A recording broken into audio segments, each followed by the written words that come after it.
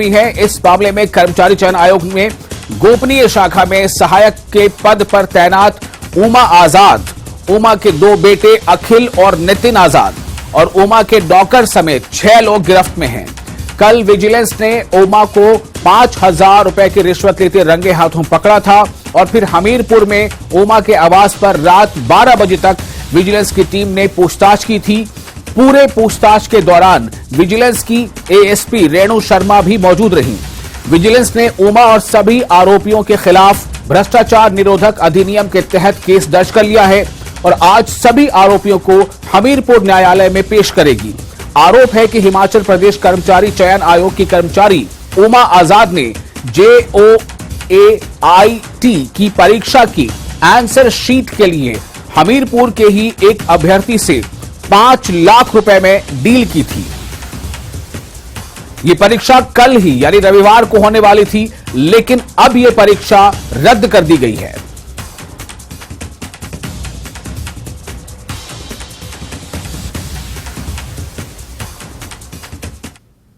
Arrest कितने हैं ma'am? अभी तक हम इस बारे में बता नहीं सकते, अभी हो रही है कार्रवाई। मैडम कोई नकदी बरामद हुई है? कोई कैश बरामद? नकदी बरामद हुई। कितना अमाउंट है मैडम? 5,000।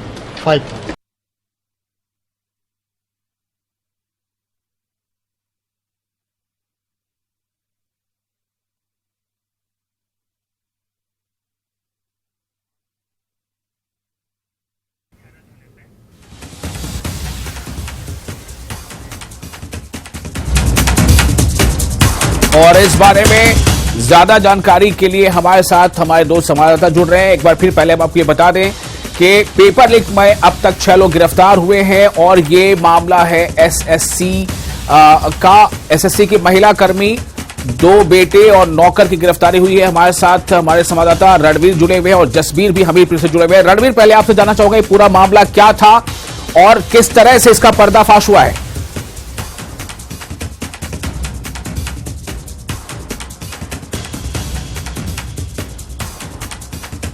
रणवीर, आपको मेरी आवाज मिल रही है? जो है गोपनीय सूचना के आधार पर जी जिस तरह से ये जानकारी निकलकर आई है कि विजिलेंस को जो है गोपनीय सूचना थी, उनको जो है गुप्त सूत्रों से पता चला था कि यहां पर जो JOIT जो पोस्ट कोड है 965 उसका जो पेपर है लीक होने की आशंका जताई गई थी और इसके लिए एक जो महिला कर्मचारी वहां पर तैनात है। तो यहां पर यह भी पता चला था कि किस तरह से ये जो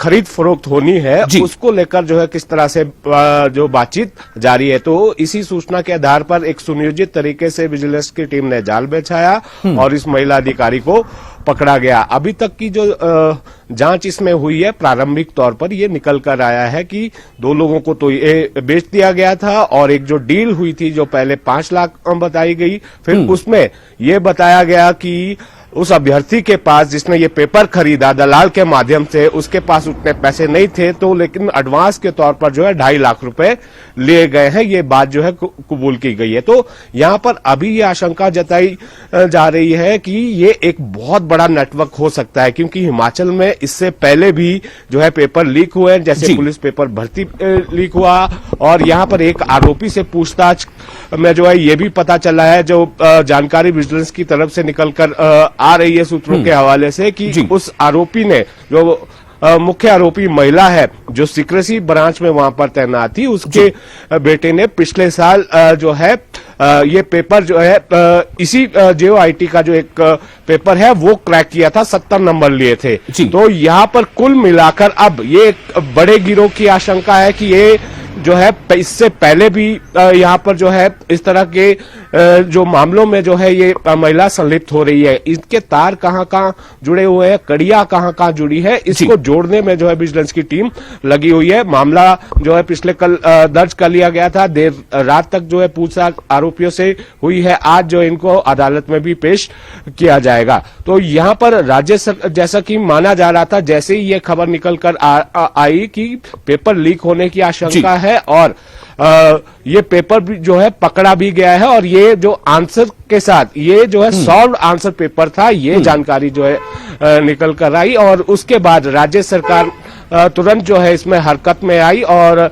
आयोग के अध्यक्ष के साथ जो है बातचीत की गई और इस पेपर को जो है रद्द किया गया। देखिए, बहुत बड़ा मजाक अब जो है भर्तियों के नाम पर यहाँ पर हो रहा है, पेपर किस तरह से लीक हो रहे हैं। और यहाँ पर ये भी बताते चले कि 319 पदों के लिए जो है एडवर्टीजमेंट किया गया था। पहले मई 2022 में 191 पद विज्ञापित किए गए थे, उसके बाद अक्टूबर में कुछ और पोस्ट इसमें जोड़ी गई थी, तो कुल 319 पद इसमें थे। 476 जो है परीक्षा केंद्र बनाए गए थे। 1 लाख से ज्यादा अभ्यर्थी इस परीक्षा में जो है बैठने वाले थे। तो यहाँ पर देखिए तैयारी किस तरह थी और एक तरफ से दूसरी तैयारी किस तरह से थी कि पेपर जो है। चलिए, कम से कम ये हुआ कि अभ्यर्थियों को परीक्षा देने के बाद ऐसी कोई सूचना मिलती तो उससे बेहतर है कि ये पता चला। आप हमारे साथ बने रहे रणवीर। जसबीर के पास जाना चाहेंगे जो हमारे साथ जुड़े हुए हमीरपुर से। जसबीर, हमीरपुर में क्या स्थिति इस वक्त है? जैसा कि खबर है उसके मुताबिक रात 12 बजे तक वहां उमा के आवास पर, उमा जो है, जो महिला का नाम आ रहा है, उनके आवास पर 12 बजे तक विजिलेंस की टीम ने पूछताछ की थी। कल किस तरह से ये सरगर्मी हमीरपुर के लोगों ने देखी? कितनी लंबी पूछताछ हुई? हमीरपुर में क्या कुछ हुआ ये बताएं।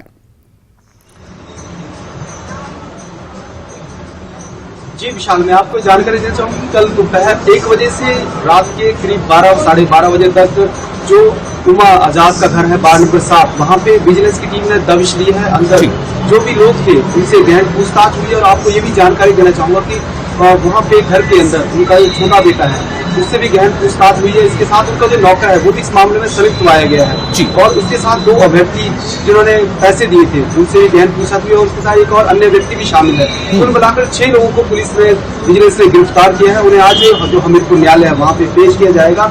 आपको ये भी बताऊं कि 1 साल पहले ही जो उमा आजाद, उनका जो बड़ा बेटा है वो भी चयन आयोग के माध्यम से ही सरकारी किसी पद पे तैनात हुआ था। तो कुल मिलाकर ये काफी लंबा सारा ये पूरा मामला चला हुआ था। इस मामले में और भी काफी लोग होने की जो आशंका है, इसको लेकर विजिलेंस लोग सारी छानबीन कर रहे हैं। आज दोपहर तक लग रहा है कि उनको कोर्ट में पेश किया जाएगा। उसके बाद जो भी कार्रवाई होगी वो सबके सामने होगी। और आपको ये भी जानकारी देना चाहूंगी, वहाँ पे जो 12 नंबर 7 में उनका जो आवास है, जो हमारी छानबीन है उसमें ये पता चला है कि कुछ दिनों से जो उमा आजाद है उसके परिवार का जो लाइफस्टाइल था बिल्कुल चेंज हो गया था। उनके घर में महंगे सामान आ रहे थे, 2-3 उन्होंने लग्जरी गाड़ियां खरीदी थी, तो उनका जो पूरा लाइफस्टाइल पूरा चेंज हो रहा था। आकाश पड़ोस के जो लोग थे वो भी साथ में काफी हैरान थे कि एकदम से यहाँ पे क्या है, उनके पास इतना खजाना कहाँ से आ रहा है। तो कुल मिला के जो कल की कार्रवाई हुई है इसको लेके हर तरह से यही चर्चा की जा रही है। जी जसबीर, क्या इस तरह के किसी मामले में पहले भी इस परिवार का नाम कभी उछला था? क्या उमा के ऊपर इस तरह के पहले भी कोई आरोप लगे थे?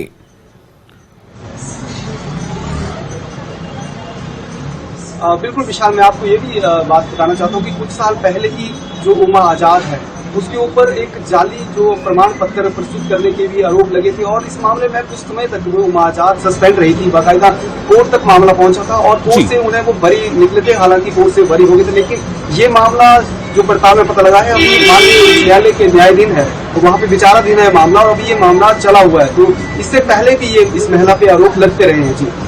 जी रणवीर, आपके पास मैं आना चाहता हूं।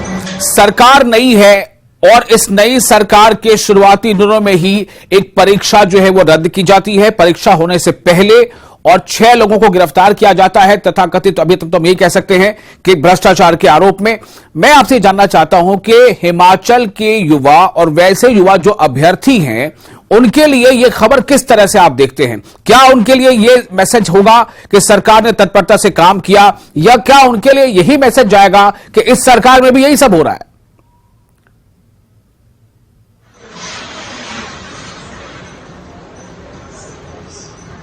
सबसे बड़ी बात जो है, जो भर्तियां इस वक्त है, सबसे बड़ा सवाल बेरोजगारी का है। जी, काफी मुश्किल से जो है सरकारी भर्तियां निकलती है। हिमाचल में देखिए सबसे ज्यादा जो युवा आकर्षित होता है वो सरकारी नौकरी की तरफ होता है। लंबी फहरिस्त है, 8 साढ़े 8 लाख से ज्यादा तो पंजीकृत बेरोजगार है जो रोजगार कार्यालय में दर्ज है।